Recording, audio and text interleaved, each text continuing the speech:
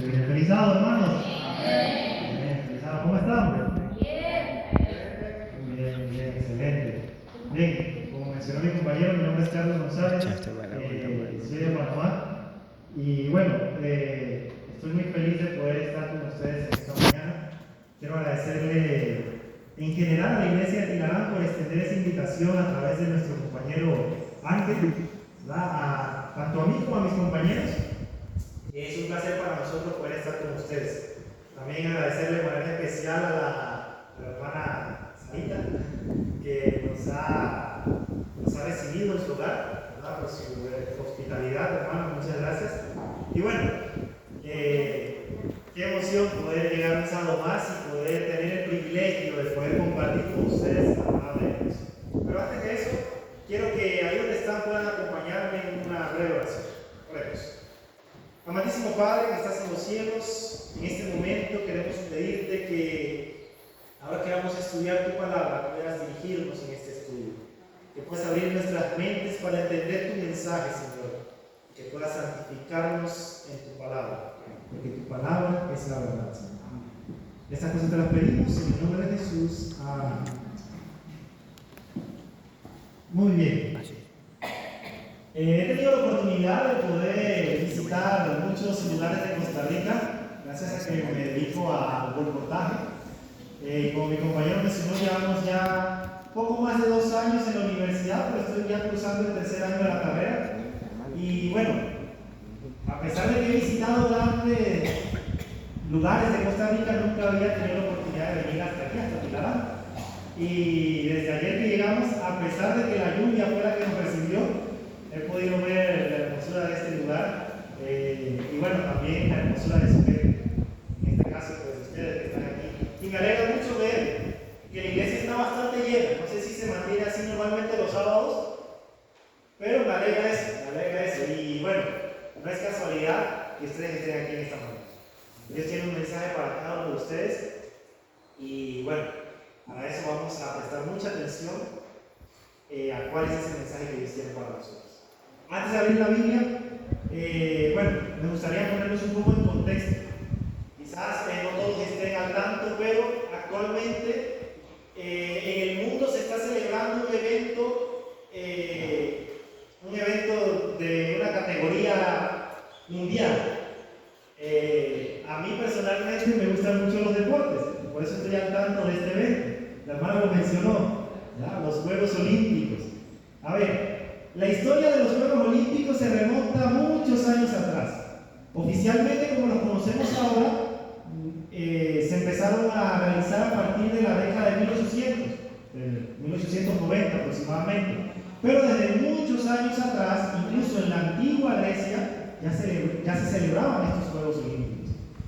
¿Y por qué les menciono esto? Porque el mensaje de esta mañana se remonta a ese tiempo, a ese momento.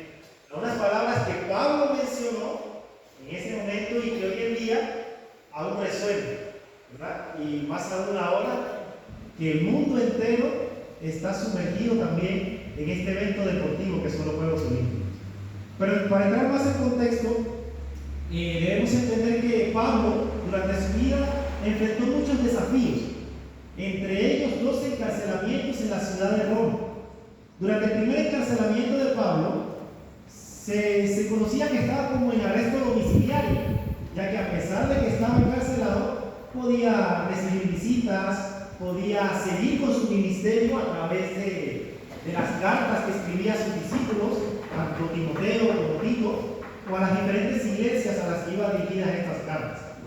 Pero, interesantemente, esto pasó durante los años 60 al 62 después de Cristo.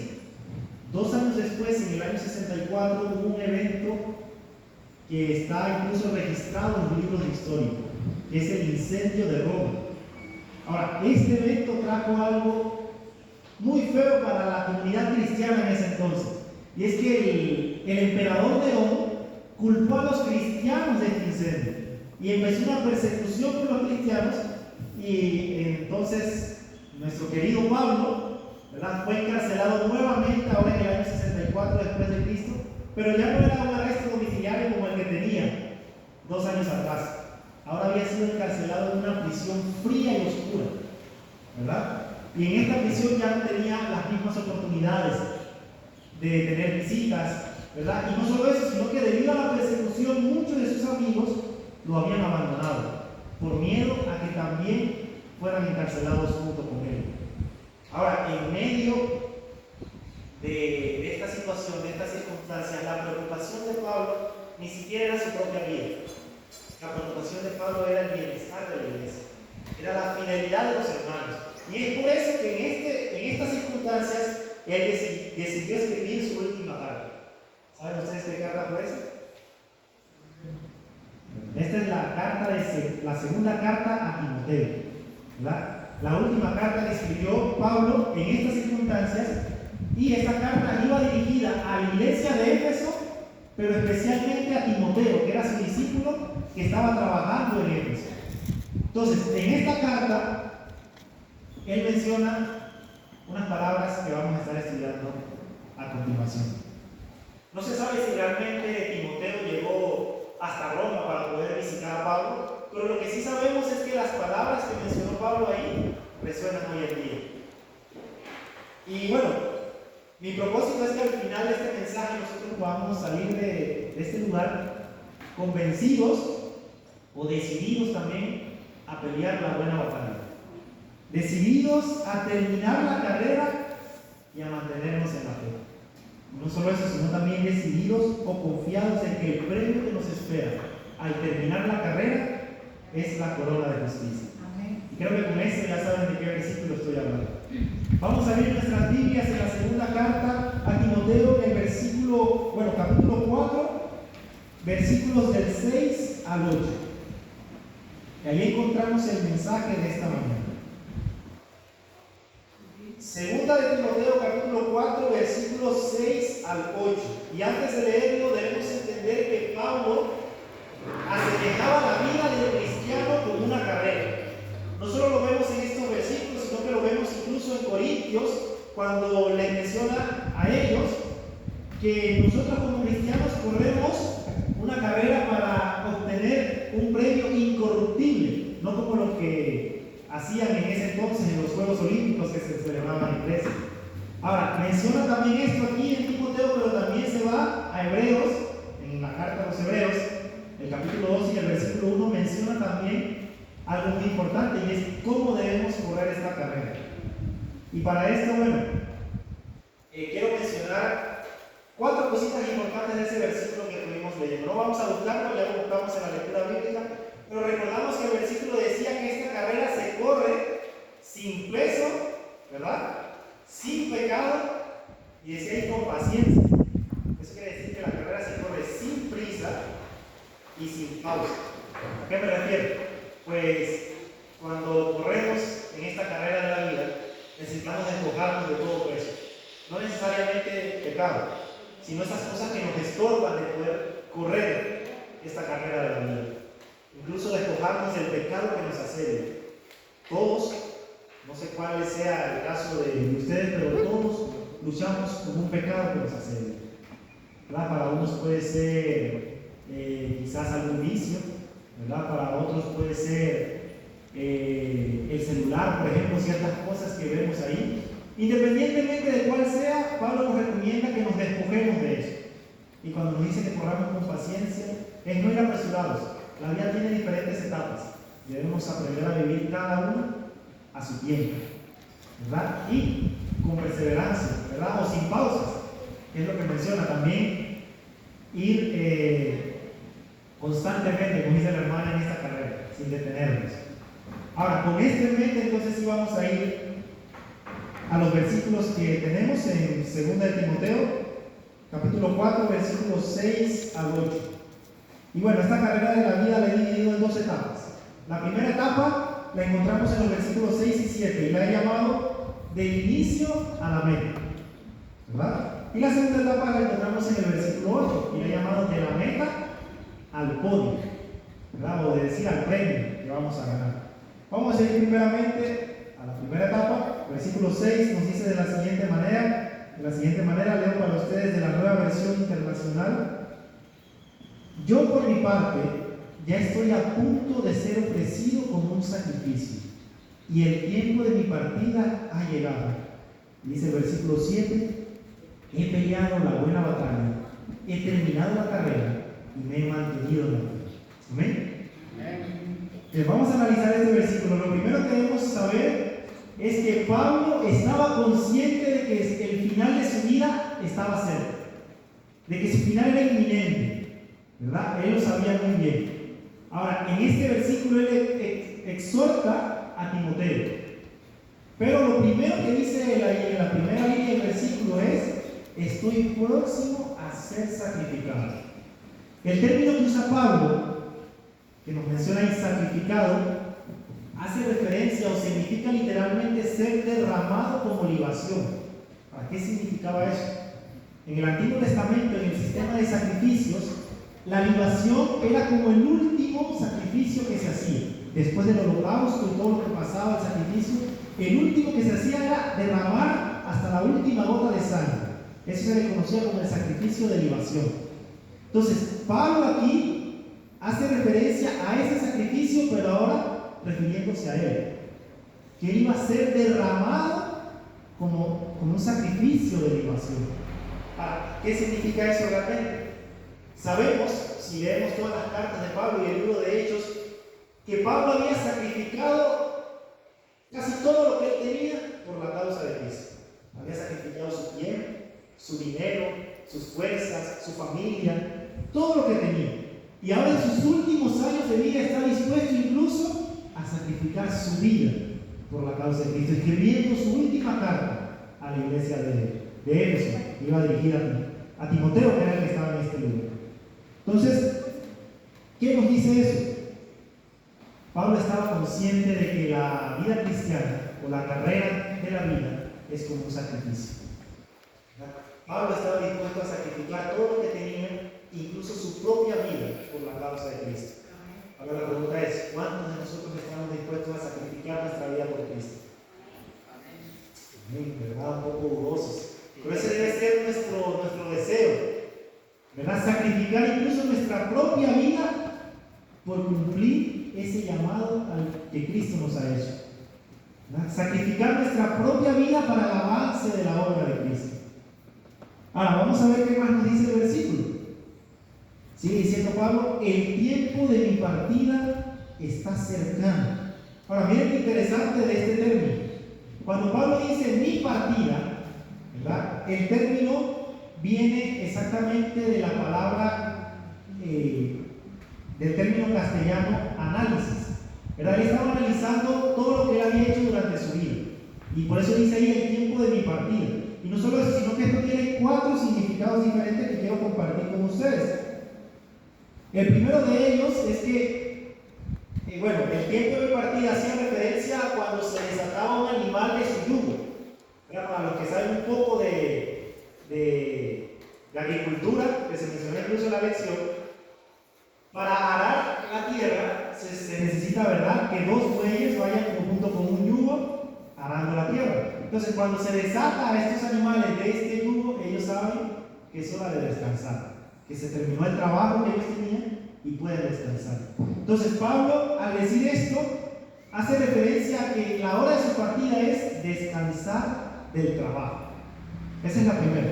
En segundo lugar, esta palabra también hace referencia a quitar las cadenas de un esclavo o de un prisionero, haciendo referencia a Pablo a que se estaba liberando de las cadenas de este mundo. En la hora el tiempo de su partida hacía referencia también a una libertad. En el caso de él, que estaba prisionero, era cambiar esa prisión oscura y fría de Roma por la gloria celestial, ¿verdad? En tercer lugar, también este término hace referencia a cuando se sueltan las cuerdas de una tienda de campaña, de una carpa. Para los que están en el club, supongo que varios de los muchachos están en el club, saben a lo que me refiero. Cuando van de campamento, los que hemos ido de campamento, abrimos nuestra carpa y cuando nos vamos, ¿verdad?, la desarmamos, le quitamos todo y la volvemos a guardar. Entonces Pablo hacía referencia también a que la hora de su partida era como recoger esa tienda de campaña y seguir su viaje. Ahora, ¿cómo seguir su viaje si ya estaba próximo a morir? Y ahí vamos a la última, que también es como soltar las amarras de un navío o levantar las anclas de un barco. Pablo era un hombre conocedor de barcos, de puertos, porque su viaje lo hacía a través del mar. Ahora, él al decir esto hacía referencia a que se habían terminado esos viajes, pero él iniciaba un viaje mucho mayor. Y era ese viaje en el que dejaba esta vida y se dirigía, ¿verdad?, a Cristo Jesús, al cielo. Entonces, cuando Pablo dice, la hora de mi partida ha llegado, podemos entonces entender que Pablo no piensa que todo se termina ahí, ¿verdad? Y eso lo vemos incluso en el siguiente versículo. Pablo, a pesar de todo esto, no se siente desanimado, no se siente abrumado, sino que en lugar de esto, miren lo que dice él en el siguiente versículo. El versículo 7, he peleado la buena batalla, he acabado la carrera y he guardado la fe. Bien, vamos a ver cada una de estas frases. He peleado la buena batalla. La palabra que usa Pablo aquí para batalla se refiere a esas batallas que se libraban en la arena que había en la antigua Roma, ¿verdad? Y en la antigua Grecia también, en la que en estos Juegos Olímpicos esta batalla era como un deporte.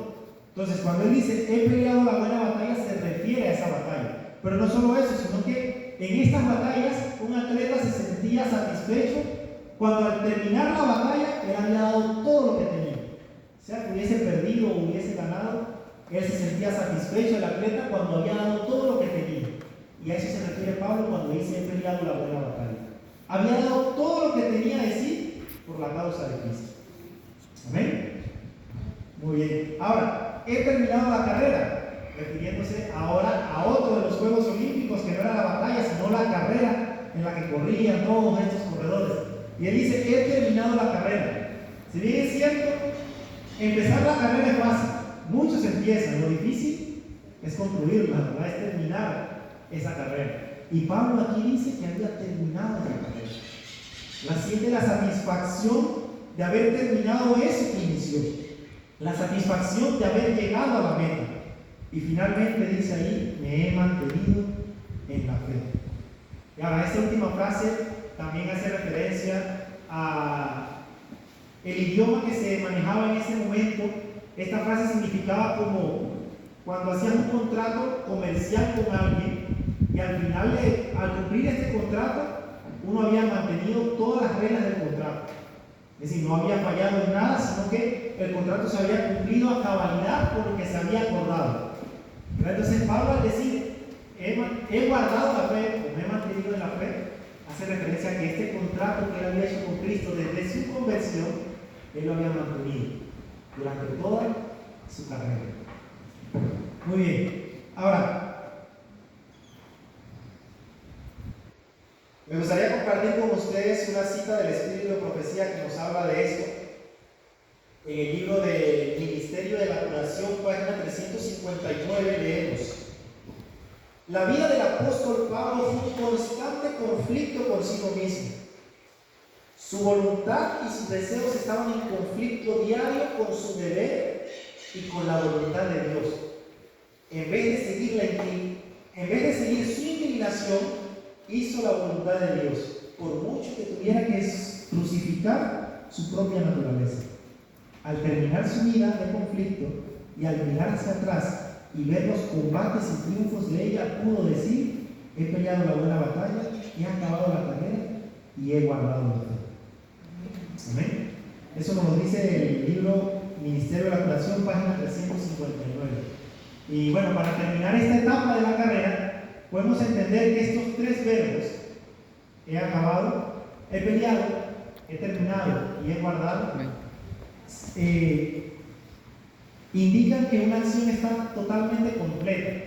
¿Verdad? Completa, y no solo eso, sino que se sigue, los resultados de esto son continuos y permanentes durante todo el tiempo, durante todas las generaciones, que incluso después de tantos años, nosotros aún seguimos estudiando y aprendiendo de estas palabras de Pablo. Ahora, estos dos versículos nos dejan enseñanzas muy importantes, hermanos, que debemos analizar. En primer lugar, la vida de un creyente debe ser vivida, o la vida de nosotros debe ser vivida como una ofrenda a Dios. ¿Verdad? También la perseverancia, la fe y la fidelidad son muy importantes en la carrera de la vida. Y algo pues que no podemos olvidar, no podemos dejar pasar, es que la satisfacción de terminar esta carrera es algo que todos podemos vivir. Entonces, ¿qué debemos hacer para vivir eso? Pues procurar vivir cada día con la conciencia de que nuestra vida es un sacrificio a Dios. Procurar vivir cada día sacrificando nuestra naturaleza, como lo hizo Pablo, por seguir la voluntad de Dios. Amén. También pues debemos procurar mantenernos firmes en esa fe. Procurar seguir fieles a los compromisos de Dios. Y bueno, para esto me gustaría también contar una ilustración. Hace unas semanas atrás, cuando preparaba este tema, se estaba desarrollando una competencia que a mí me gusta mucho. Como les dije al inicio, me gustan mucho los deportes, y entre esos, uno de los que más me gusta es el ciclismo. Entonces, hace unas semanas atrás se desarrolló la carrera más importante en el mundo en cuanto al ciclismo, que se conoce como el Tour de Francia, que se desarrolla pues, allá en Francia. Entonces, mientras veía esta carrera y me sorprendía por las cosas que pasaban, quise investigar un poco sobre la historia de esto y me encontré con una historia muy interesante. En el año 1986, esta carrera se celebra cada año se celebra. Y en el 1986, esa edición la ganó un estadounidense llamado Greg LeMond. Era el primer estadounidense en ganar esta carrera. Ahora, el siguiente año después de él ganar esta carrera, él sufrió un accidente muy grave. Salió de casa con sus amigos y por accidente le dispararon a él y tuvo múltiples heridas en su cuerpo. Los doctores incluso diagnosticaron de que no había manera de que él volviera a competir. No solo eso, sino que el final de su vida estaba próximo por las cosas por el accidente que había sufrido. Ahora, a pesar de eso, él no se rindió. Él decidió trabajar en su recuperación, poco a poco. Y 2 años después, en el año 1989, pudo volver a competir en esta carrera, en su pasión que era el ciclismo, en el Tour de Francia. Y no solo eso, sino que en este año nuevamente volvió a ganar esta carrera. Después del accidente que había sufrido, después de todo el tiempo de recuperación que le costó, él volvió a ganar esta carrera y dice que con la diferencia más pequeña que ha habido en toda la historia de esta carrera, con tan solo 8 segundos de diferencia del segundo lugar, él pudo ganar esta carrera. Entonces, cuando vi esta historia, me recordaba de este tema y decía, realmente aquí se ven reflejadas las palabras de Pablo. A pesar de que no es la vida cristiana, sino que es una carrera, se puede ver claramente de que él decidió pelear esa batalla contra la muerte, ¿verdad? Que estaba sufriendo en ese momento. Él decidió mantenerse firme, ¿verdad? Y decidió terminar esa carrera. Así que bueno, con esto podemos pasar a la segunda etapa de la carrera. Ya vimos la primera etapa que era del inicio de la carrera, ¿hasta dónde? Hasta la meta, ¿verdad? Ahora la segunda etapa es lo que pasa después de la meta, ¿verdad? De la meta al podio. Para que podamos entender mucho mejor esta frase, cuando un corredor termina su carrera, viene cansado, ya sea corriendo, en bicicleta, lo que sea, viene cansado y él tiene que pasar unos minutos recuperándose de su carrera. No solo eso, sino que después de eso, si el corredor ganó la carrera, él entonces recibe un premio. Va a algo que se le llama el podio, en el que está, es como una pirámide en el que se sube el primer puesto, el segundo y el tercero. Ahora eso se le conoce como el podio. Y a continuación vamos a ver entonces lo que pasa del final de la carrera hasta llegar a ese podio y recibir ese premio. Y para eso vamos a ir al versículo 8 de 2 de Timoteo, capítulo 4, el versículo 8. Voy a leer para ustedes la Nueva Versión Internacional. Por lo demás, me espera la corona de justicia, que el Señor, el juez justo, me otorgará en aquel día, y no solo a mí, sino también a todos los que con amor hayan esperado su venida. ¿Amén?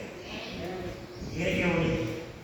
Ya Pablo dejó de concentrarse en el presente que estaba viviendo y dejó de analizar todo el pasado de su vida y se concentra en el futuro. Y lo primero que él dice ahí es que por lo demás me espera una corona. Para entender esto, volvemos a la metáfora de los Juegos Olímpicos. Cuando un corredor terminaba, cuando un atleta terminaba su competencia, recibía una corona de laureles, una corona que se le ponía al ganador. Ahora, con el tiempo, ¿qué iba a pasar con esta corona? Se marchitaría, ¿verdad? Las flores, se secaría esta corona. Pero qué interesante que Pablo no termina ahí, no dice que solo va a recibir una corona, sino que dice que va a recibir una corona ¿de qué? De justicia. Ahora, ¿qué significa realmente esta corona de justicia? Bien, para analizar esto debemos entender a qué justicia se refería Pablo. Y es que actualmente nosotros podemos entender el tema de la justicia de la siguiente manera. Existe lo que es la justicia imputada y la justicia impartida. ¿Habían escuchado esto? Bien, para entenderlo, vamos a verlo de esta manera. La justicia imputada es esa que nos hace a nosotros o nos da el derecho de ir al cielo. ¿Qué significa eso? Bueno, digamos que Jesús agarra un manto y me lo pone así encima y me declara justo. Con eso ya yo estoy listo para ir al cielo. Esa es la justicia imputada. Pero aparte de esa justicia imputada está también la justicia impartida. ¿Cuál es esta? Esta es la que el Espíritu Santo trabaja en mí, ya no solo para yo tener derecho al cielo, sino para que yo sea apto para ir al cielo. ¿Entienden a lo que me refiero? ¿Verdad? Entonces, de esta justicia hablaba Pablo en este versículo. De la justicia imputada que Dios nos da, sin que nosotros la merezcamos, sin que nosotros hagamos nada, Dios nos declara santos, nos declara justos. Pero aparte de esa justicia, nosotros también necesitamos la justicia impartida, en la que Dios a través del Espíritu Santo nos va preparando a lo largo de toda nuestra vida, para que cuando Él venga por segunda vez nosotros podamos tener esa idoneidad para ir al cielo. Ahora, en medio de estas dos hay una más, que es la justicia perfecta de Cristo, que conocemos como glorificación. Esta justicia es la que vamos a recibir cuando Cristo venga por segunda vez y podamos ir con Él al cielo, cuando seamos transformados para ir con Cristo al cielo. Entonces, para entender esta justicia, sabemos que nosotros debemos recibir la justicia imputada de parte de Cristo simplemente aceptando que somos salvos.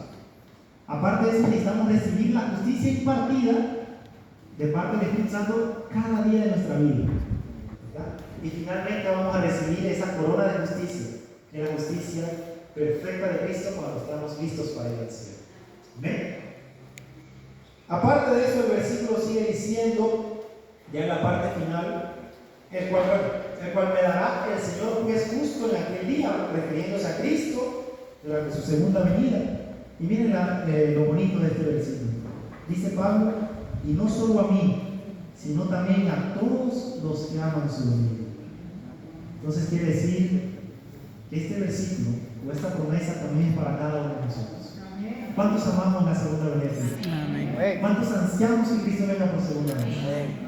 Entonces, así mismo como Pablo está convencido de recibir esa corona de justicia, nosotros también debemos estar convencidos de recibir esa corona de justicia. ¿Amén?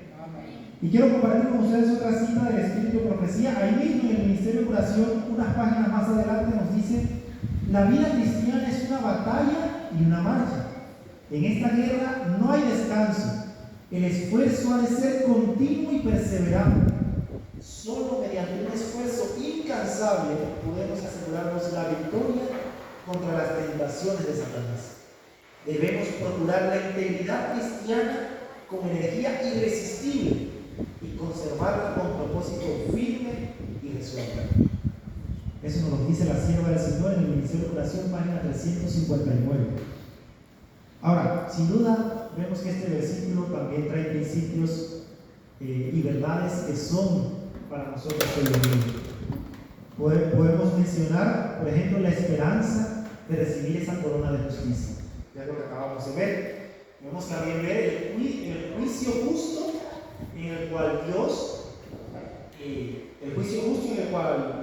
Dios va a hacer con nosotros al final, ¿verdad? Cuando Él venga por segunda vez. Y vemos también esa promesa del segundo advenimiento, que va a venir por segunda vez por nosotros. Y quiero ir terminando. Vamos a recapitular lo que hemos visto en esta mañana. Vimos, ¿verdad?, la carrera de nuestra vida desarrollada en dos etapas, ¿verdad? ¿Cuál era la primera etapa? Si recordamos. Exactamente, del inicio a la meta. Ahí nos concentramos en el presente que estaba viviendo Pablo en ese entonces y que estaba convencido de que estaba ya listo, preparado. No solo eso, sino también nos concentramos en el pasado que él analizó de su vida y cómo él había sido fiel a Dios durante toda su vida. Ahora, aparte de eso, vimos una segunda etapa. ¿Cuál fue esa? De la meta al podio. De la meta al podio. Ahí nos concentramos entonces en el futuro de la vida de Pablo, que anticipaba ya recibir esa corona de justicia. Y en el cual menciona también esa promesa que es para cada uno de nosotros que amamos y ansiamos la venida de Cristo. Amén. Muy bien, quiero terminar con una historia de una mujer llamada Corrie ten Boom. Ella era una chica cristiana holandesa que vivió en tiempos de la Segunda Guerra Mundial y fue reconocida porque durante su vida ella se dedicó con valentía a poder ayudar a cristianos y a judíos a huir de los nazis. Ahora, en medio de todo esto, ella también fue arrestada, ¿verdad? Ella, tratando de ayudar a las personas, fue atrapada y fue llevada a un campo de concentración. Ahora, en ese lugar ella vivió horrores inimaginables en cuanto a la historia. Pero gracias a su fe en Dios, ella pudo mantenerse firme. Y no solo eso, sino que encontró incluso oportunidades de poder compartir también con sus compañeras prisioneras acerca del amor de Dios. Pasó todo esto y ella pudo salir libre al final de la Segunda Guerra Mundial. Dice que escribió un libro en cual relata su experiencia y cómo fue. El libro se llama El Refugio Secreto. Y después de esto, ella se dedicó a dar conferencias alrededor de todo el mundo, de todo lo que ella había vivido ahí y compartiendo con las personas el amor de Cristo. Dice que en una de sus conferencias en Alemania, un hombre se acercó a ella. Y este hombre que se acercó a ella era uno de los oficiales más crueles, uno de los oficiales más crueles que había en el campo de concentración en el que ella estaba. Y este oficial, después de escuchar la conferencia que ella había dado, se acercó a ella y con lágrimas en sus ojos le pedía perdón por todo lo que le había hecho vivir. Ella, recordando incluso todo lo que había vivido por culpa de este sujeto, ella decide perdonar a este hombre, pensando y recordando también en el amor de Dios, en el perdón que Dios ofrece a cada uno de nosotros. Y es así como Corrie pudo también reflejar una vida de conflicto, ¿verdad? Una vida de pruebas, una vida de dificultades, pero que a pesar de eso pudo decir al final de su vida: he peleado la buena batalla, he acabado la carrera y he guardado el honor. Mi deseo es que en esta mañana nosotros podamos también estar convencidos de esto. Todos aquí ya iniciamos esa carrera. ¿Amén? Entonces aquí estamos peleando esa batalla. ¿Qué batalla estamos peleando? Esa batalla contra nosotros mismos, contra nuestra naturaleza pecaminosa, que cada día nos lleva a alejarnos de Dios. Pero ahí está Dios llamándonos cada día. Esa es la batalla que cada día nosotros nos toca librar. Y ya estamos en la carrera, estamos peleando la batalla. ¿Qué nos falta? Mantenernos también en esa fe. Y que al final de eso podamos decir, así como Pablo, estar convencidos de que también nos espera esa corona de justicia. Amén. Ahora, quiero hacer un llamado. ¿Quiénes de los que estamos aquí estamos dispuestos a ser perseverantes en esta carrera de la vida? ¿Quiénes de los que estamos aquí nos gustaría dejar una huella en este mundo por haber mantenido nuestra fe hasta el final? Amén. Finalmente, ¿quiénes les gustaría el día de hoy subirse a ese podio, ¿verdad?, y poder recibir esa corona de justicia? ¿Quiénes les gustaría el día de hoy, ¿verdad?, subirse a ese podio realmente? Y quizás no recibamos la corona de justicia hoy, pero hoy podemos decir, así como dijo Pablo, que hemos corrido la carrera, que hemos peleado la batalla y nos hemos mantenido en fe. ¿Quiénes tienen ese deseo? Si ese es su deseo, voy a pedirle que pueda ponerse de pie. Vamos a cantar nuestro último himno. Vamos a ir al himno número 508. Y quiero que analicemos la letra de este himno. Quiero que analicemos la letra